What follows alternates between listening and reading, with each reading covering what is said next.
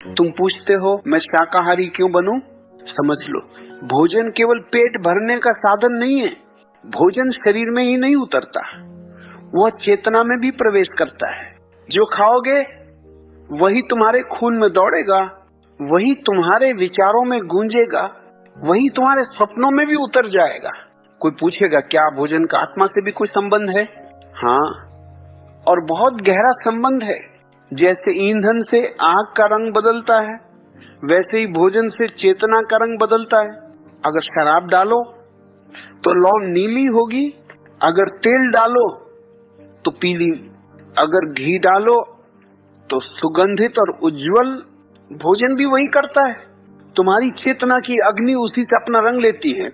मांसाहार हिंसा पर आधारित है। हर निवाले के पीछे किसी जीव का भय है, किसी की हत्या है, किसी की पीड़ा है। और जब तुम उस भय को खाते हो, उस पीड़ा को निगलते हो, तो तुम्हारे भीतर भी वही तरंगें जगती हैं, तुम्हारा खून वही बेचैनी लेकर दौड़ता है, तुम्हारे विचार उसी हिंसा से रंग जाते हैं। ध्यान के मार्ग पर यह सबसे बड़ी बाधा है। ध्यान चाहता है हल्कापन, पारदर्शिता, मगर मांस तुम्हें बोझिल कर देता है, तुम्हारे शरीर को भारी, तुम्हारे मन को अस्थिर। जैसे कोई पत्थर बांधकर नदी पार करना चाहे तो डूबना तय है। मांसाहार वही पत्थर है जो तुम्हें गहराई में खींचता रहता है। शाकाहार तुम्हें हल्का करता है। तुम्हारे भीतर एक पारदर्शी झरना बहने लगता है, जैसे सुबह की ताजा हवा, जैसे पहाड़ से उतरता जल, जैसे मंदिर की घंटियों में गूंजती शांति। पौधे सीधे सूर्य की ऊर्जा को ग्रहण करते हैं।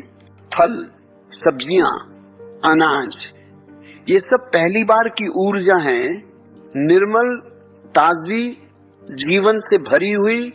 और मांस वह तीसरे चौथे हाथ की ऊर्जा है।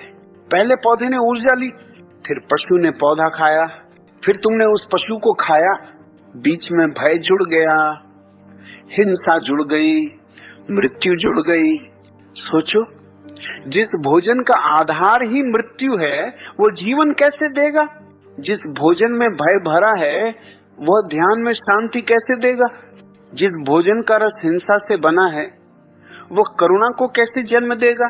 एक बार की बात है, एक छोटे से गांव में एक शिकारी रहता था।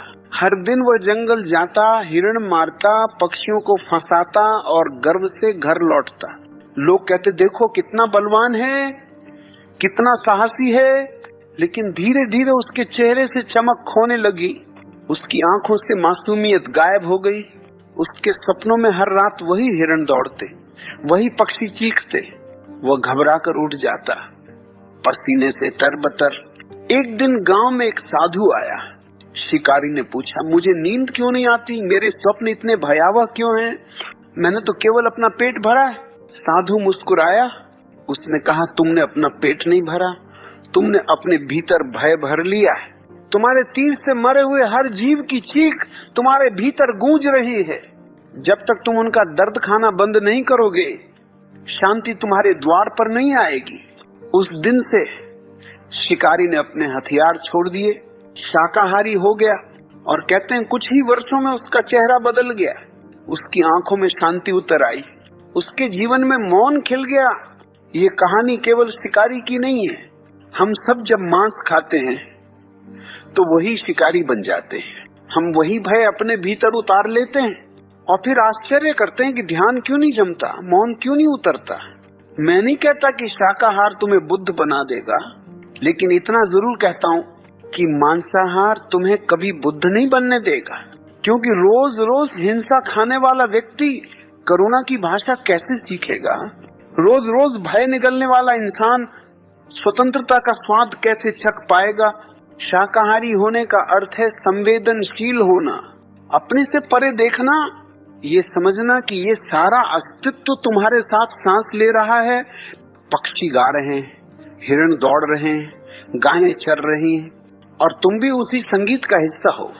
जब तुम किसी जानवर की हत्या करते हो तो केवल उसका शरीर नहीं मरता, तुम्हारे भीतर भी कुछ मर जाता है। तुम्हारी करुणा, तुम्हारी संवेदनशीलता, और धीरे धीरे तुम्हारा हृदय पत्थर बन जाता है। शाकाहारी बनने का अर्थ है अपने भीतर करुणा को जगाना, जीवन के प्रति एक नया आदर्श सीखना। ये केवल आहार नहीं है, ये ध्यान का हिस्सा है। क्योंकि जब तुम बाहर की हिंसा छोड़ते हो तो भीतर मौन खिलता है, भीतर करुणा बहती है।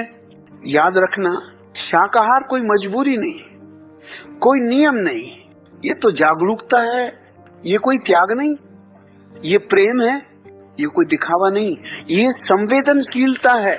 जब तुम शाकाहारी बनते हो तो सिर्फ अपने लिए नहीं बनते, तुम लाखों प्राणियों के लिए बनते हो।